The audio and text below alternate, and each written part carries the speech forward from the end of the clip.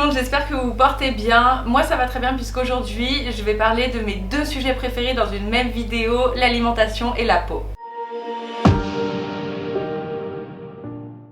On entend toujours, pour avoir une belle peau, tu dois consommer par exemple de la vitamine C ou de la vitamine B8. Et au final, on ne sait jamais vraiment ce que c'est, ni où trouver ces vitamines-là. Donc aujourd'hui, je vais décrypter pour vous les 8 meilleurs nutriments pour avoir une belle peau. J'ai déjà fait beaucoup de vidéos sur la peau, sur les soins naturels et sur l'acné. Donc si ça vous intéresse, je les mettrai dans la barre d'infos. Je suis ni nutritionniste, ni diététicienne, mais comme ce sont des sujets qui me passionnent, j'ai fait énormément de recherches. Donc je suis sûre de ce que je vous affirme et vous pouvez me faire confiance. On va commencer par deux épices parce que je peux pas trop les classer dans des catégories de nutriments étant donné qu'elles contiennent énormément de vitamines et de minéraux différents. Et lorsque je fais mes What I Eat in a Day, je reçois tout le temps des commentaires me demandant de faire mon classement des meilleures épices et pourquoi je les utilise. Donc aujourd'hui je vais vous donner déjà mes deux préférées. La première épice, c'est le curcuma. Le curcuma, c'est aussi appelé l'épice, je crois, magique ou quelque chose comme ça en Inde. Elle contient énormément de zinc, de magnésium, de potassium, plein de vitamines aussi du groupe B. On verra plus tard pourquoi ces vitamines et ces minéraux sont bons pour la peau, mais déjà, il est connu pour son très fort pouvoir antioxydant, donc il va vraiment permettre de pouvoir lutter contre le vieillissement cellulaire, que ce soit dans votre organisme que pour votre peau. C'est aussi un anti-inflammatoire naturel et il contribue à la bonne digestion et vous savez que la digestion est essentielle pour avoir une belle peau. Et enfin c'est un anti-stress naturel, donc peut-être que vous le savez mais le stress contribue énormément à l'état de votre peau et quand vous êtes stressé vous avez souvent des poussées d'acné. Et petite précision très importante, le curcuma il faut toujours l'associer à un petit peu de poivre. C'est vous qui me l'avez appris d'ailleurs, merci beaucoup parce que de cette manière il est beaucoup mieux assimilé par l'organisme. Et la deuxième épice que je consomme tous les jours, c'est la cannelle. Je la consomme notamment dans mon oatmeal. Il faut surtout pas l'appliquer en masque sur la peau parce que vous risqueriez de vous brûler la peau. Coucou Enjoy Phoenix. La cannelle est vraiment remarquable pour sa teneur en fibres et pour son action antioxydante. C'est un des aliments les plus antioxydants du monde. Elle est aussi très antibactérienne, donc c'est super pour tous les maux de l'hiver, que vous ayez du rhume, de la toux, des choses comme ça va vraiment lutter contre ça. Et dernière petite chose, elle permet d'équilibrer les hormones, tout comme le maca d'ailleurs. Et on le sait, les hormones, c'est terrible, enfin, c'est la cause première de l'acné. Maintenant, on va parler des vitamines, parce que les vitamines, ça contient tous les antioxydants qui vont donc lutter contre les radicaux libres et ralentir le vieillissement cellulaire. On va commencer par la vitamine A qui est très bonne pour l'hydratation de la peau, pour son élasticité et pour accélérer le processus de renouvellement cellulaire. Donc c'est excellent par exemple quand vous avez des petites marques d'acné rouges etc.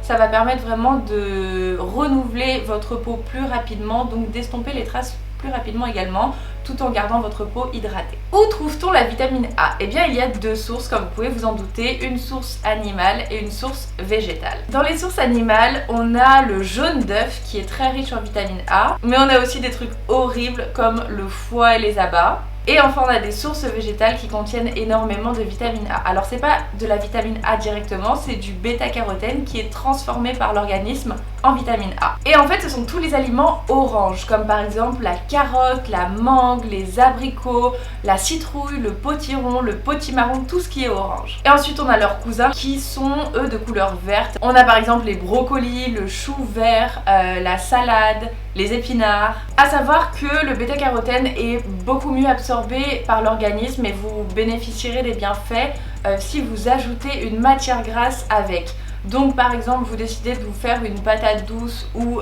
des carottes, vous devez toujours mettre un petit filet d'huile d'olive. On en a terminé avec la vitamine A et on va passer à la vitamine C qui elle favorise la formation du collagène. Et la vitamine C on la trouve principalement dans tous les fruits et les légumes en fait, mais elle est à très haute teneur par exemple dans les poivrons, surtout les poivrons rouges. Excellente source de vitamine C. Après vous avez aussi les kiwis, les oranges en plus faible teneur mais quand même. Il y a aussi les brocolis, les fraises etc. Mais ce qu'il faut savoir sur la vitamine C, c'est qu'elle n'aime pas du tout la chaleur. Donc lorsque vous cuisez vos aliments, vos poivrons, vos brocolis etc. veillez toujours à les cuire à température très basse et à consommer aussi des aliments crus, poppy, Et veillez aussi à consommer des fruits et légumes crus parce que là ils auront toute leur teneur en vitamine C. Maintenant parlons de la vitamine E qui est excellente pour la peau. Et notamment ça va intéresser les personnes qui produisent beaucoup de sébum, donc en d'autres termes qui ont la peau grasse ou la peau qui brille durant la journée, puisque ces personnes qui ont une trop grande production de sébum ont des besoins encore plus grand en vitamine E que les autres, puisque la vitamine E ça va protéger le squalène de l'oxydation. Vous savez, c'est ce petit liquide qui protège votre peau des agressions extérieures. Et hormis ça, la vitamine E va aussi participer au bon maintien des tissus de la peau pour éviter le relâchement cutané et garder une peau bien ferme. Et enfin, la vitamine E apporte beaucoup d'éclat à la peau, beaucoup de luminosité, et d'ailleurs on voit souvent des sérums qui sont mélangés vitamine C et vitamine E. Et la vitamine E, dans quoi la trouve-t-on? Eh bien dans les amandes, dans les noisettes et aussi dans les tomates.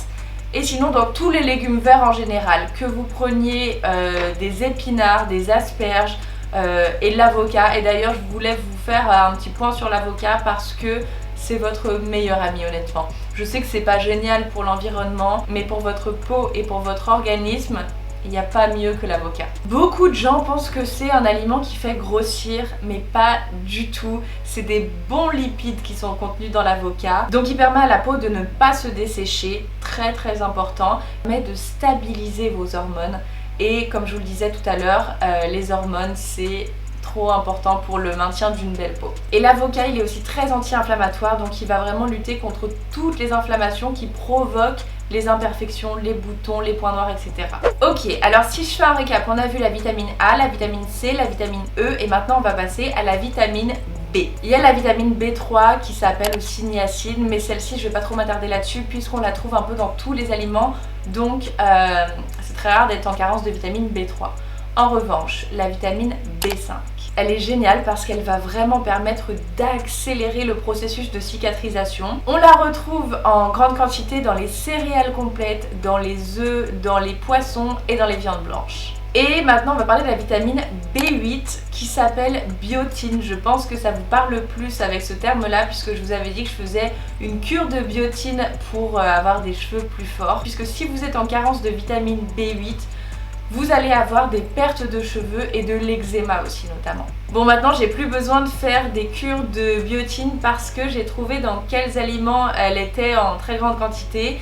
Et du coup j'en consomme tous les matins dans mon oatmeal parce qu'on la retrouve beaucoup dans les flocons d'avoine. Donc le oatmeal au petit-déj, excellent pour votre peau. Elle est aussi très présente dans les œufs, dans l'avocat, dans le saumon et dans la levure de bière aussi. Il y en a aussi beaucoup dans le foie, mais ça je vous en parle même plus puisque franchement ça me répugne. On en a terminé avec les vitamines, ça y est, et maintenant je vais vous parler d'un minéral qui est excellent qui s'appelle le zinc, qui est génial notamment si vous avez des problèmes d'acné, d'imperfection, parce que c'est un oligo-élément qui est très antioxydant et cicatrisant. Et il a la particularité d'augmenter le taux de vitamine A dans le sang. Vitamine A qui, je le rappelle, est excellent pour maintenir une bonne hydratation de la peau, l'élasticité de la peau et le renouvellement cellulaire. Donc absolument tout ce qu'on veut pour pas avoir d'imperfection. Mais je dois vous dire que le zinc, il est souvent pris en complément alimentaire puisque les sources alimentaires de zinc sont vraiment pas terribles gustativement. Je vais quand même vous les donner, mais je voulais vous faire un petit mot parce que le zinc, c'est très important de surtout pas dépasser 30 mg par jour parce qu'au delà de cette dose il peut devenir toxique. Donc le mieux c'est de consommer 15 mg de zinc par jour, c'est très bien, et vous faites une cure de quelques semaines et vous allez voir que ça va vraiment améliorer l'état de votre peau. Mais sinon le zinc on le retrouve en très grande quantité dans des sources animales comme les huîtres, les fruits de mer, les crustacés en général, la viande, le bœuf par exemple et le foie également. Donc voilà, si vous aimez les huîtres, jetez-vous sur le plateau d'huîtres à Noël parce que c'est excellent pour votre peau. Et pour les sources végétales, on en trouve, mais c'est vrai que c'est en beaucoup moins grande quantité. On en trouve notamment dans le sésame, les germes de blé et aussi les graines de courge. C'est pour ça que j'en saupoudre absolument sur tous mes plats pour essayer d'avoir une quantité de zinc assez bonne. Mais encore une fois, il en faut quand même beaucoup, donc les compléments alimentaires, je trouve, restent la meilleure solution, à part si vous adorez les huîtres. On en vient maintenant au dernier nutriment qui est excellent pour la peau, Les oméga 3. Alors, je voulais vous faire un petit mot, surtout évitez les oméga 6 parce que c'est pro-inflammatoire. Donc si vous avez des problèmes de peau, d'imperfections, etc., ça ne va faire que les empirer. Donc je crois que c'est mauvais aussi pour la santé en général. C'est pour ça qu'il faut absolument bannir l'huile de tournesol, l'huile de maïs, l'huile de germe de blé aussi, et privilégier les oméga 3 qui eux sont des acides gras essentiels, très très bons pour la peau car ils sont, à l'inverse des oméga 6, anti-inflammatoires. Or, les problèmes de peau, l'acné, etc., je le répète, ont une origine inflammatoire. Donc, consommer des aliments anti-inflammatoires, c'est le mieux que vous puissiez faire. Donc, les oméga 3, on en retrouve surtout dans les poissons gras tels que le saumon et après tous les poissons horribles comme la sardine, le hareng, le maquereau, voilà. Et il y a aussi des sources végétales comme les graines de lin que je mets tout le temps dans mon petit déjeuner. D'ailleurs, c'est grâce à vous que j'ai appris qu'il fallait les mixer, donc merci beaucoup. Pour bénéficier de leurs bienfaits, de tous leurs bénéfices, il faut absolument les mixer, sinon, comme vous me l'avez dit, elles ressortent comme elles sont rentrées. Et ensuite, on a aussi des oméga 3 dans les noix, dans l'huile d'olive et dans les graines de chia aussi. Écoutez, voilà, j'espère que j'aurais pu décrypter au mieux ces 8 nutriments essentiels pour avoir une belle peau, que vous comprenez un petit peu mieux les vitamines, en quoi c'est bon, qu'est-ce que c'est, où est-ce qu'on les trouve, etc. J'espère vraiment que ça aura pu vous aider et on se retrouve tout de suite sur Instagram ou alors mardi à 18h25 dans une prochaine vidéo. Bye!